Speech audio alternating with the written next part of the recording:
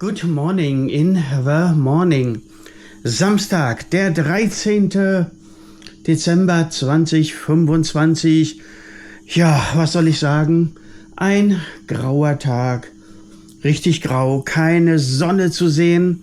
Immer wieder so ein nebelartiger Regen. Tja, leider. Aber nun ja, so ist das halt, ne? Muss man halt durch. Ja, ihr bekommt heute nur ein sehr kurzes Video, weil ich habe heute den Basweiler Weihnachtsmarkt heimgesucht. Oder der mich, oder wie man das nennen soll. Auf jeden Fall gibt es ein paar Bilder von diesem Kleinst-Weihnachtsmarkt. Ist nicht viel, also das wird kein 5-6 Minuten Video, glaube ich. Mehr wird das gar nicht werden, wenn überhaupt. Ich weiß es gar nicht. Aber ihr bekommt ein paar Bilder von den Buden und von den Lichtern und ja, schauen wir mal, was wir draus machen. Ja, mehr soll es auch gar nicht sein. In dem Sinne verabschiede ich mich mit meinem obligatorischen Tschö, Winke, Winke und Bye, Bye.